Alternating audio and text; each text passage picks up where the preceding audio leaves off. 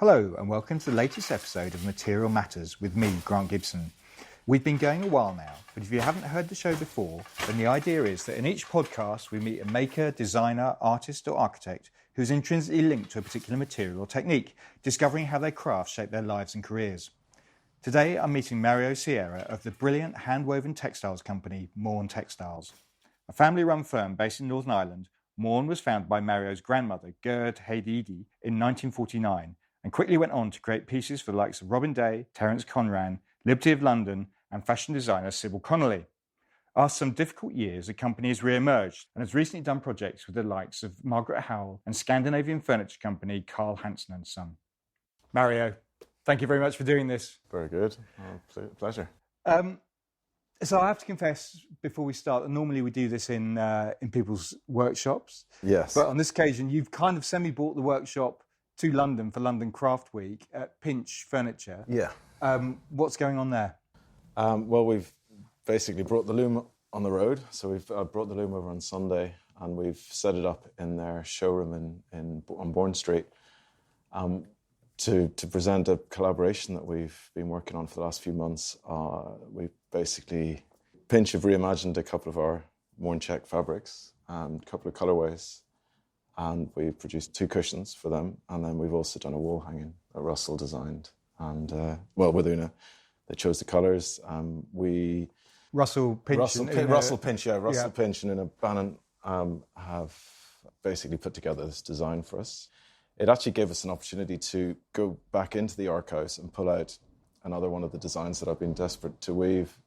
So we sort of got the structure of the wall hanging is based on an old design of my grandmother's again, I think it was from the 50s. I think it was one that she used as wall covering for the Festival of Britain, in the stand at the Festival of Britain. So it's nice to bring that back into production. And how did you two get together? What was it about Pinch? Did Pinch come to you? Did you go to Pinch?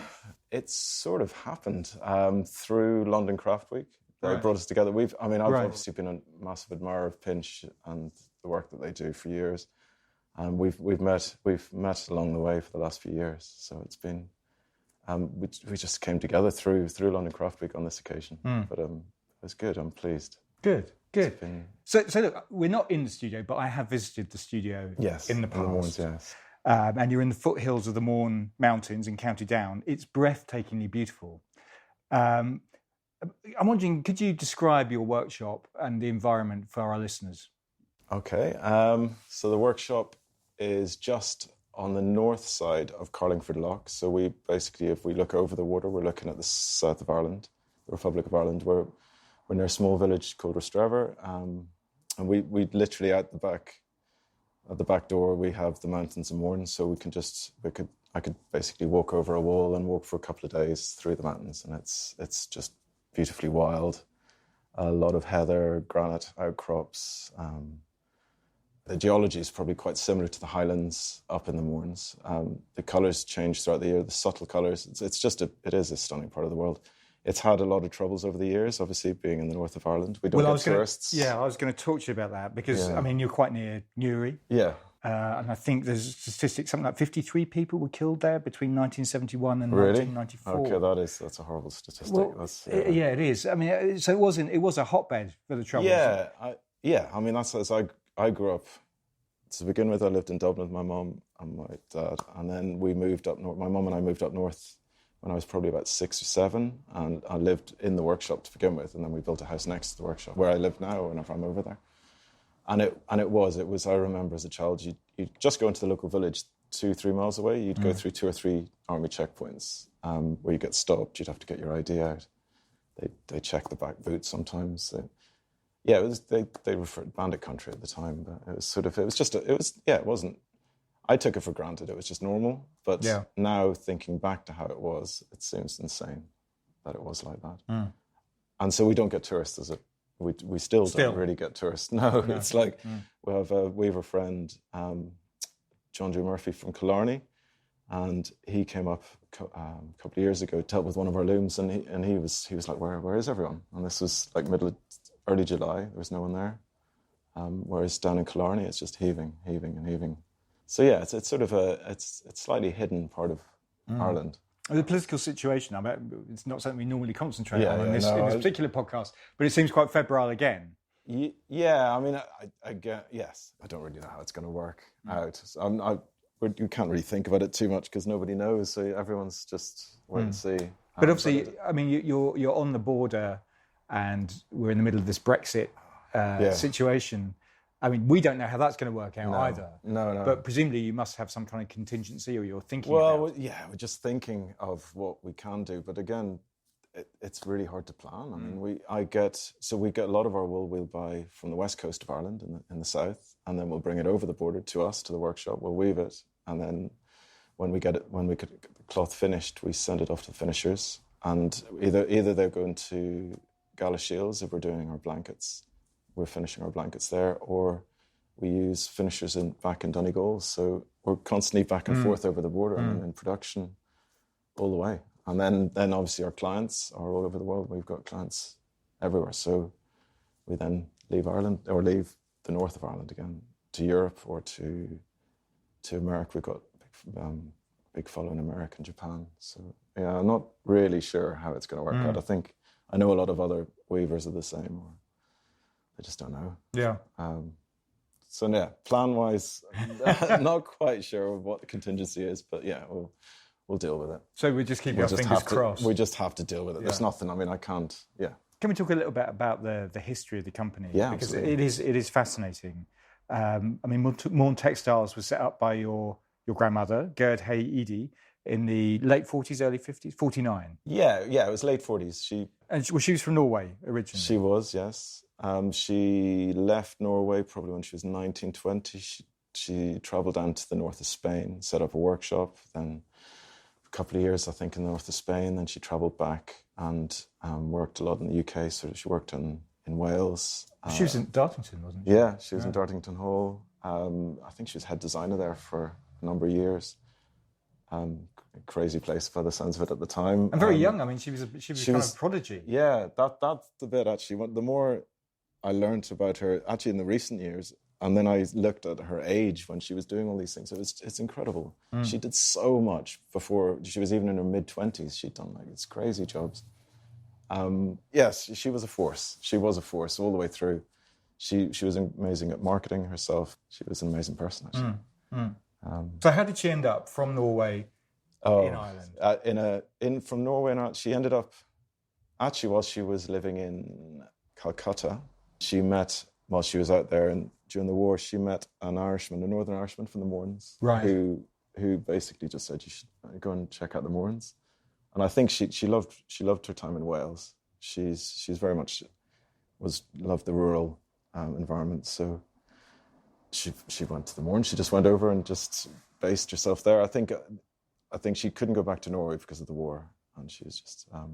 So what kind of year were we talking about? That would have been early 40s. Early 40s. She would have gone over there, or early to mid 40s. Not quite sure exactly at the exact time, but she lived in a couple of houses. She worked. I mean, my mum always talks about she used to have a loom in her attic in the first house she was in Kilkeel, and until the ceiling fell in from weaving and beating from weaving. The ceiling fell in the kitchen, I think. So then she moved it to the garage, and then she just worked her way through a couple of probably rented accommodation until she found a spot of land where we are now, where the workshop is now, and where her old house, which my mother lives in, was also on the same site. She always used to say that she felt like her ancestors had been there before her, because where we are, we're up on a little hill, so she just felt like that's where the Vikings would have come in the loch. I mean, it's Carlingford, which comes from Carlingfjord. So it's similar topography, is what it is. Yeah, very. Absolutely. It is like a small fjord. It's like Strangford. Strangford Loch is just up the coast from us. So. I mean, the way you have described it on your website and other places, it almost sounds like the company came about by default in some ways. She wanted to set up a design studio, and send the pieces to be woven somewhere else. That's totally what. So how did she end up weaving these pieces? I think she was looking for local craftsmen, like local weavers, I think, and there were probably a lot more over in Donegal at that time. And she just couldn't find local manufacturers to make what she wanted them to make. So she started training the local farm, girls who were on the farms local, to come and weave in her workshop. So she would bring them. Everyone was very, very local to the work, and they still are. Everyone was like we still see, Mary's and Margaret. And they're all there, just in the vicinity of the workshop. Still, their families are there.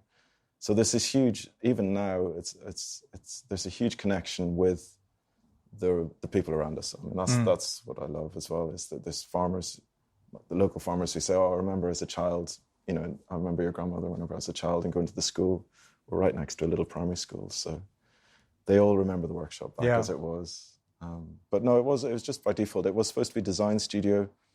She would always, in the past, she would have done that in Wales. She would have it woven in mills in Wales. So she was expected to do the same, but it didn't quite happen that way. So she trained up the weavers, and actually they wove many, many thousand meters of fabric over the years. At its peak, how big was the company? It wasn't even that many, I suppose. A good guess would be probably 6 or 7 people within the company at that time, at its peak. But back then, those 6 or 7 would have made a lot of fabric. They worked a lot longer hours. And the looms themselves, they came from Norway? The looms, some of the equipment came from Norway. We still have all of the original looms and the winding machines and the warp machine. We've still got all that equipment. Some came from Norway.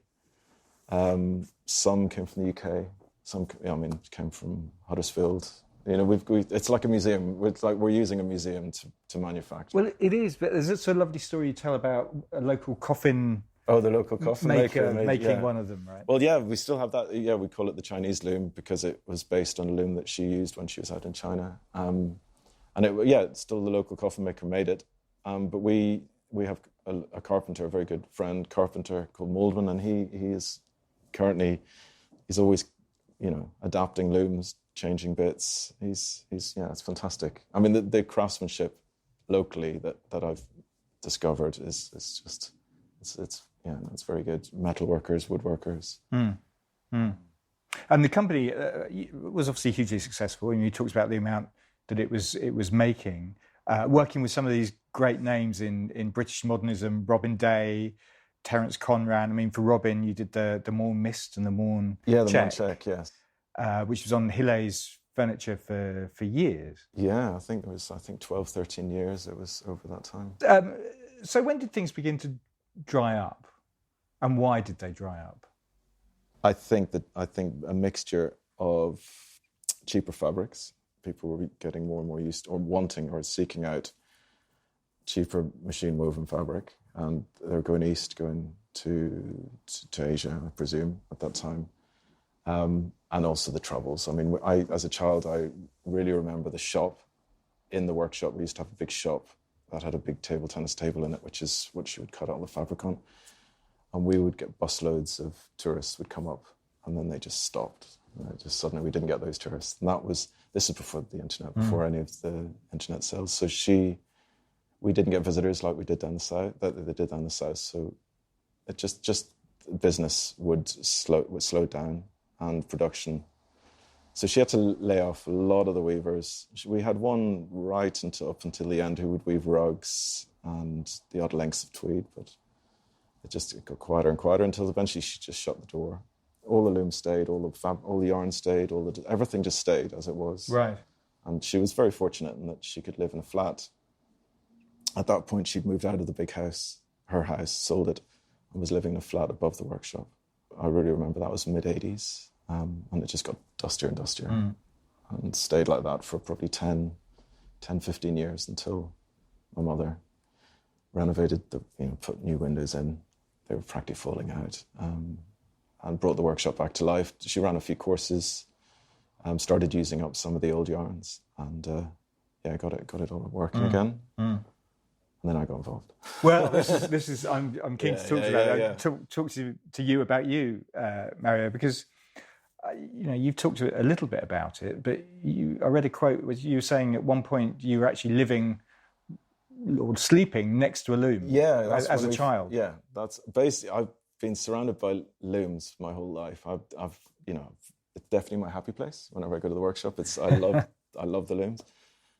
So when we in Dublin, this story goes, my mum always said, "Oh, you learned how to walk under, holding onto the loom," because she would be weaving big rugs on a very large rug loom that we have now. And I would sort of basically walk around the loom, holding onto the edge of the loom, and then sit on the pedals when it was time for her to stop. At the end of the day, I'd sit on the pedals, knowing that she couldn't weave if I did that. So, and then when we moved up to the north of Ireland, up to the workshop, as we were building the house, my bed was next to the loom, but basically in the workshop with the looms. So that was probably for about 6 months to a year. And then we had a little house connected to the workshop, which is where I stay when I'm over there now. And it's like I open a door and I walk straight into the machine room. So it's my house, really. And so much of the fabrics and the yarns come into the house. There's no air gap between them. So So your grandmum was a weaver, your mother is a weaver. Yeah. You went to Winchester School of Art to become a weaver. I studied textile art there. But then you didn't take it up. You became a sound engineer. Why was that?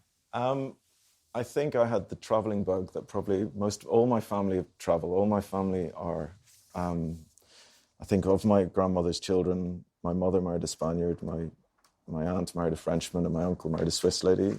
They all travelled. They travelled around Europe. I didn't really want to spend all my time in the Mourne, so I wanted to see the bit of the world.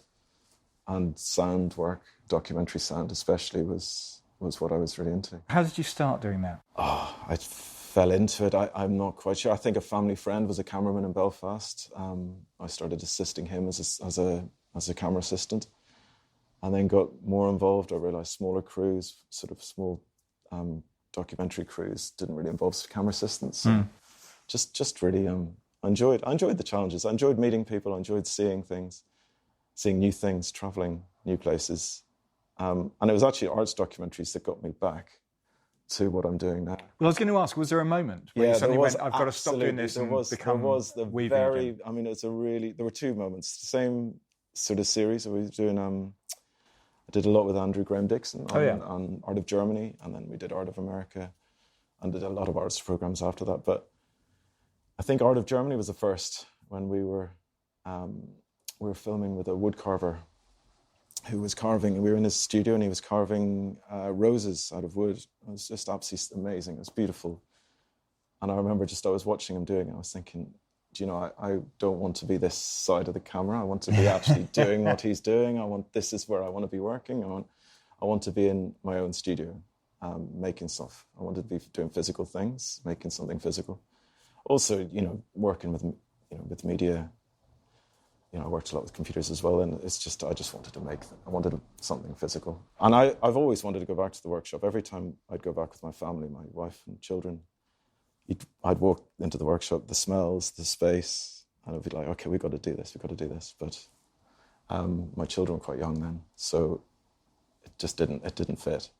As they got to a certain age, then I realised that was the time I could go back. What age was suitable?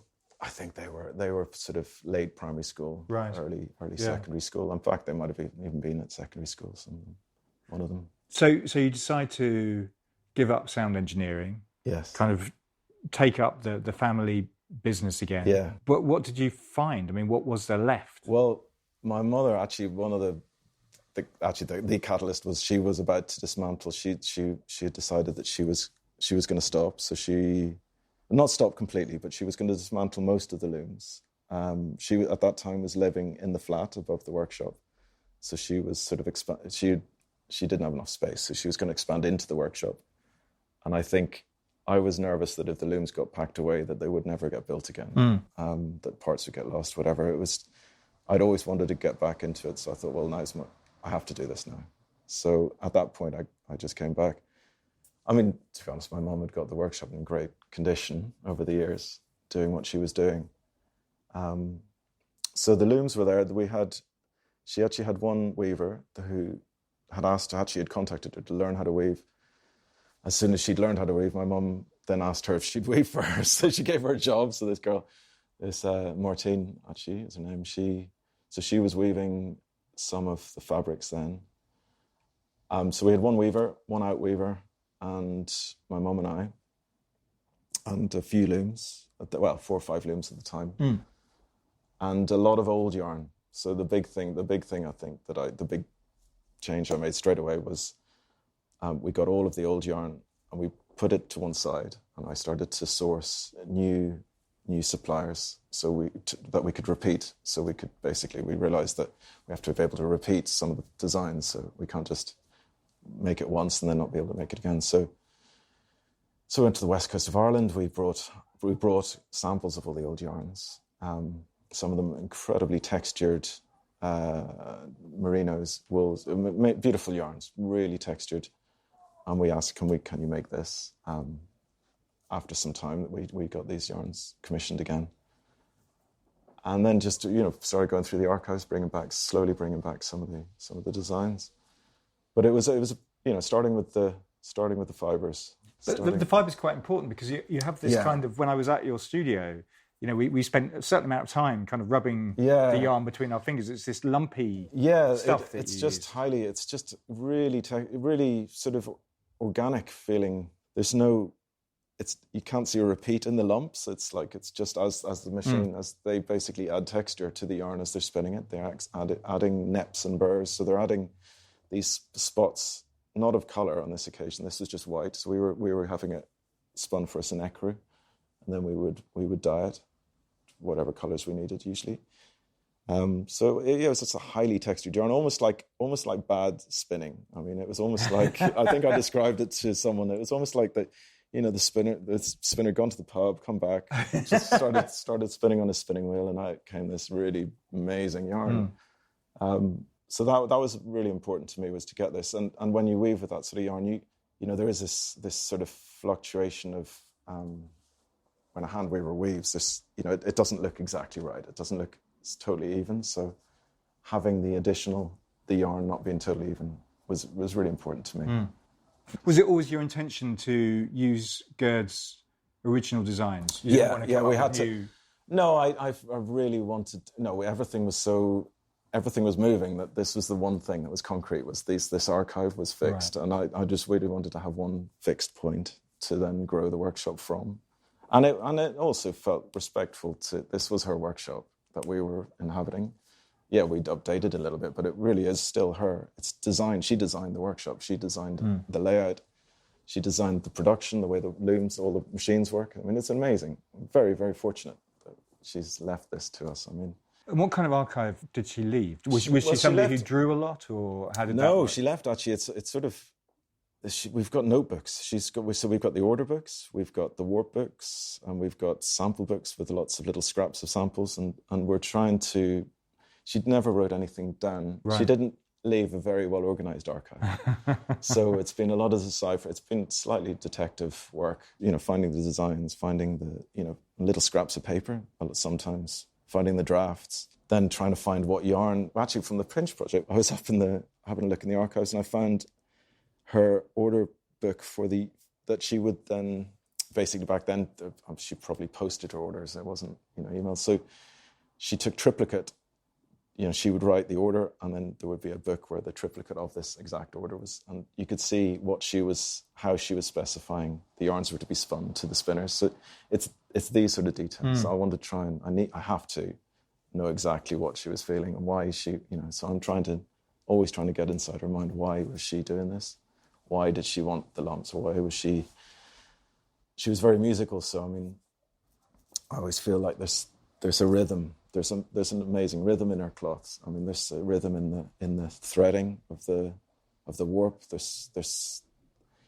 They're mostly plain weaves, very simple weave, but she creates the design within the yarns that are within the weave, the different textures of the yarns, the different yarn weights, the spacing of the yarns. It's lovely actually. I think I read somewhere she wrote. That she would sit at the loom and she'd be designing the yarn or designing the fabric until she felt that it was alive. It was living. So at that point, then she stopped. So I suppose from when we got started, I wanted to be as respectful as I could to her original designs, because obviously I realised she spent a lot of time perfecting them to exactly how she wanted them. So I didn't want to come in and just change them flippantly, saying, "Oh, well, we can't find that yarn, so we'll just replace it with this." So when you came back, there was you, your mum, and you had one other member of staff. Yeah. When I visited you, you're significantly bigger than that. Yeah. Yeah. Where did you find your staff subsequently? Some word of mouth, some just advertising, but locally, advertising in local papers. Right. So I've never really advertised. Are there loads of weavers locally? I mean, But it wasn't. Right? It was. We knew we couldn't really. There was no hand weavers. I mean, there aren't really any hand weavers. No. So we knew that we had to train whoever we employed. We knew that we were going to have to train them from scratch. Even if you've woven at college, it's not quite the same as a production hand weaver. It's a very different skill. So we just locally basically advertised in the paper. So one of the guys who actually one of the first adverts we had, this guy rang up and he goes, "Oh, I used to." We had a couple of bricklayers and people who didn't really understand what they were applying for, but then we had one guy who said, "Oh, I used to weave for a lady in the Mournes," and I said, "Really?" And he used to weave for my grandmother whenever my mum was there. So he used to weave for my grandmother when he was 18 for a few years. He'd gone off and done another thing, and he was still living just down the road, like literally 300, 400, 500 meters down the road. So he then came and has been helping. He can't weave, sadly, but he was helping us in the machine room, winding the cheeses or making bobbins. But it's great. Just for listeners who don't know, cheeses are cheeses. Basically, we break in the warping process. We buy cones of yarn, which are quite large, either 1-2 kilo cones, and we have to break them down into smaller packages. So a cheese, we've got a winding machine, so we'll break one cone down into maybe 4, 5, 6 cheeses, and it just means we get a lot of ends, like as in the ends threads in the warp. So basically, it's just breaking down packages, yarn packages. A cheese is a parallel cone. If you know what I mean. Just generally word of mouth or. And how long does it take somebody to? Well, train? it takes to do it well. It takes years. Yeah. And we'd start off with certain aspects of the whole process. Everybody in the workshop, we work as a team, so not everybody knows everything. So, right.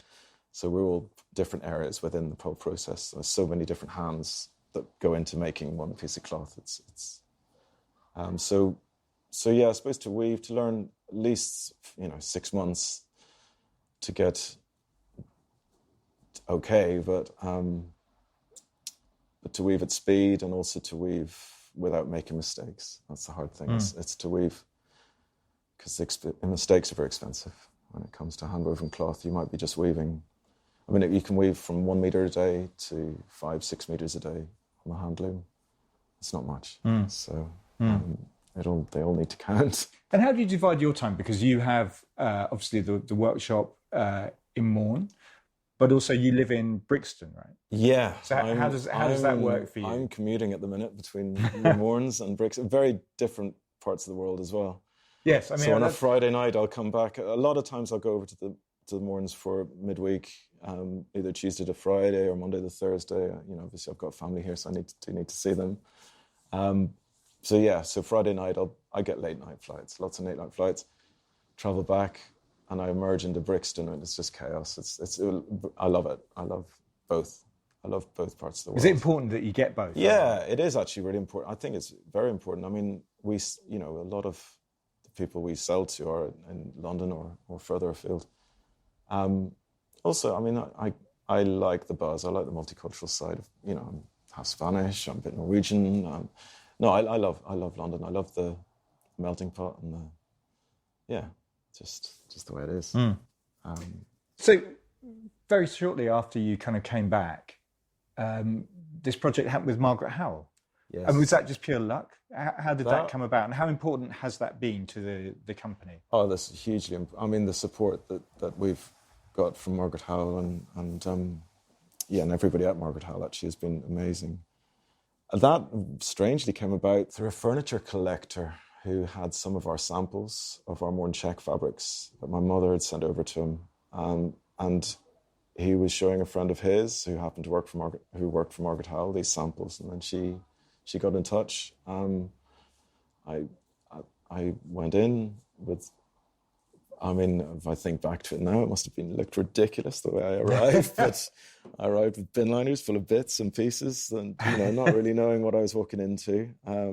Obviously, the showroom is beautiful, so I realised as soon as I walked in the door, I was maybe shouldn't have had the big bin liners. But so I basically it happened very easily. Strangely happened quite easily. It sort of started with cushions, and I think placemats, and then it expanded from there as we brought more archives into production. The support that we've got has been so vital, actually, to the workshop growing, because we are tucked away in the Mournes, so we need... And also that's why, when we bring the loom to London, it's great, because people can actually see physically how we make the fabrics, which is quite hard to describe to people sometimes. I mean, is there a danger that you become a heritage brand? Is that something you're aware of? Yeah. And how do you avoid it? How do we avoid it? Yeah. No, I think it's important that we've come from then. We've come from the archives. That's the new, sort of the Mourne Textiles today has come from the heritage. It comes from the archives, it comes from my grandmother's designs. But, over the years, we have been... Well, there's new yarns. We've been discovering new yarns as well. A lot, and as I've been looking through the archives, I can see that my grandmother's also revisited a lot of her old designs and reimagined them. So, it's when I saw this, actually, it sort of made me feel okay. So there is a route at the minute in all of our designs within the archives. Some of them have changed. We've changed the weights of the yarns. We've employed new softer yarns, which have changed the feel of the fabrics. Some of the yarns we still can't get hold of. I'm actually now trying to source machines so that we can make these yarns ourselves, but we've got to find some archive machines to then make these archive yarns. So it's Where do you find archive machines? Oh, not very easily. I've just online. A lot online, or people contact us now. I have a dream that there's a mill out there that's just somebody else has shut the doors and I can just walk into it and have all the machinery in it, but I've not found it. They don't really exist anymore, I think. So yeah, it's word of mouth. Sometimes people say, "Oh, there's such and such has got a shed and he's got some bits of machinery in it. Go and have a look." Some people, like recently, we got given an old Donegal loom that's sitting in my hallway, and I need to renovate a little bit. But so it's a lot of people now know we're weavers, so they tell us about them. But yeah, no, they're getting harder and harder to find. That's for sure. So when you do find them, you don't want to let them go. And finding spares, that's also practically impossible. So you need spare looms so that you can at least get one loom working out of two. Yeah. I suppose we need to have our own collaborations now. I suppose my grandmother she had hers. So there's some incredible brands. Like for example, now this where we are today, where we met earlier, Pinch. Fantastic. It's been a really fun project. I suppose it's just meeting the right people today and continuing what we're doing and keeping it current and not becoming a fad. It's very, very important that we have longevity. The workshop has to keep going. It's not just it can't just be because craft is obviously, there's a resurgence in craft at the minute, which is great. I love it. I'm really happy for it. But I suppose when it's maybe not so fashionable, I'd still want the workshop to be able to produce, be able to weave. I'm just wondering what your plans for the future are. Obviously, you're the third generation. Yes. Are your kids interested in taking all this on? No pressure on them. I have to keep the pressure off them. Obviously, I'd love it if they did, but no. They're still quite young, so they'll do their own thing. Same as the way I went one way and then came back. They might go one way and come back. They may not want to. Lots of plans for the future. Still, some of these plans are up in the air. Some of these plans a little bit more fixed. We're always meeting new designers or new interior designers, new architects. So we'll see where we end up. There's so many new fibres out there. We've not actually even had the opportunity to sample with that. I'll get a chance. But continuing going through the archives, there's so many archives. We've only skimmed the surface, really. As soon as we can source more yarns, then we'll carry on making new designs. Actually, one of the big things is the new apprentices who aren't so new anymore you can see that they're getting, the more involved they get in weaving, they are getting the bug. They're getting they're getting slightly obsessed with it themselves. There's another generation that you've educated. I think so. I'm hoping so. Yeah. I'm hoping so. I mean, it depends on them. That's that's a lovely place to finish. Yeah. Mario, thank you very much for your time. It's been an absolute pleasure. Absolute pleasure. And to learn more about Mourne Textiles, go to mournetextiles.com. There are images of the interviews as well as little films and other things on my Instagram page, Grant on Design. If you've enjoyed listening and want to see this podcast flourish, then please rate and review on Apple Podcasts and go to my Patreon page and make a pledge. You can find that at patreon.com/Material Matters. You'll be helping to take the message of the importance of materials, skill, craft and design to a whole new audience. And finally, if you want to sponsor an episode, or indeed an entire series, do drop me a line on gdgibson@btinternet.com. Thanks very much for listening.